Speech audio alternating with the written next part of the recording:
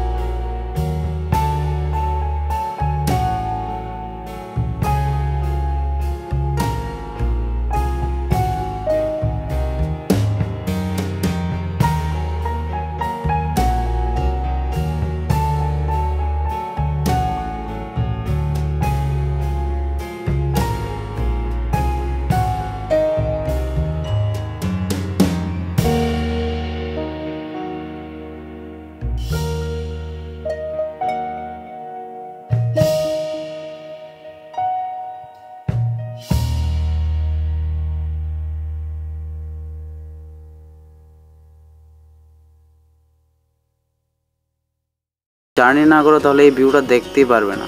তো গুয়াহাটি থেকে ত্রিপুরায় আসতে এই ভিউটা তোমার নিউ হাফলংয়ের ভিউ এটা পরে, ঠিক আছে। তো কত সুন্দর চারদিকে মেঘ আর পাহাড়, সাথে অল্প অল্প বৃষ্টি, সাথে যদি এক কাপ চা হয় তাহলে আর কি লাগে। মানে ভিউ দেখতে দেখতে দিন চলে যাবে, এমনি কোন সময় ত্রিপুরা এসে পড়বে বলতেও পারবে না।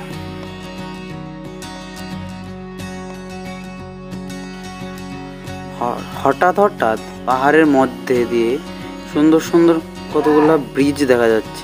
এই ব্রিজগুলি যদি দেখো কত সুন্দর, এই দেখো নিচে পাথর, আর এইদিকে এই নিউ হাফলংয়ের দিকে প্রচুর মানে নদীর মধ্যে পাথরের পরিমাণটা খুবই বেশি।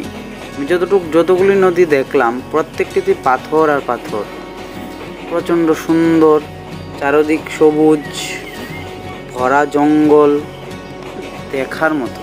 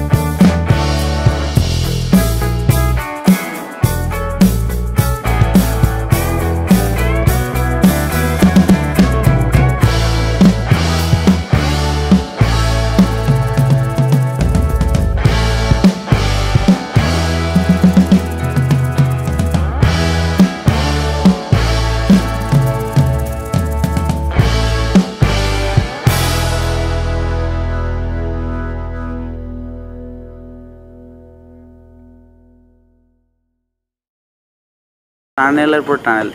আমি যতগুলি দুটো টানেল মাত্র এই ভিডিওতে তুলেছি। টানেল পুরা মানে নর্থ ইস্টের এই হাফলংয়ের এরিয়াতে প্রচুর টানে, আর ট্রেনগুলো প্রচণ্ড ধীরে যায়, কারণ এইদিকে মানে প্রথম প্রথম উপরের দিকে ওঠে ট্রেনগুলো, মানে চড়ায় আপের মানে দিকে ওঠে, তারপর আস্তে আস্তে ধীরে ধীরে যে সময় নামে তখন ট্রেনের স্পিডটা মানে একটু বৃদ্ধি পায় আর কি। ট্রেন প্রচণ্ড ধীরে ধীরে ধীরে ধীরে যায়। নর্থ ইস্টের ভিউটা মানে তোমরা মানে সুন্দর করে দেখতে পারবে। যদি এসি কোচ হয় তাহলে একটু মানে জানলা দিয়ে একটু ভালো দেখা যায় না, যদি তোমার যদি স্লিপার কোচ হয় তাহলে একটু ভালোভাবে দেখা যায় আর কি, এটাই আর কি। তো জানি আমি তো অনেকেই ভিডিওটা দেখছো, বাট সাবস্ক্রাইব করোনি, ভিডিও দেখে একটু সাবস্ক্রাইব করে নিও, ঠিক আছে? ধন্যবাদ ভিডিও লাস্ট অবধি থাকার জন্য।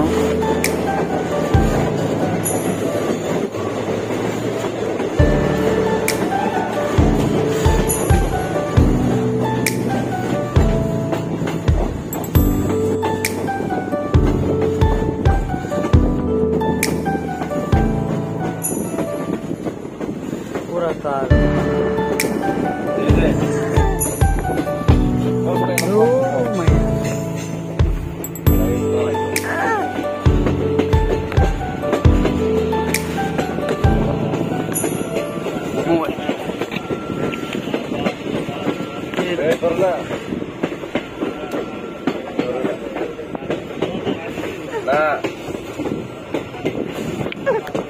Ari, dupo bro.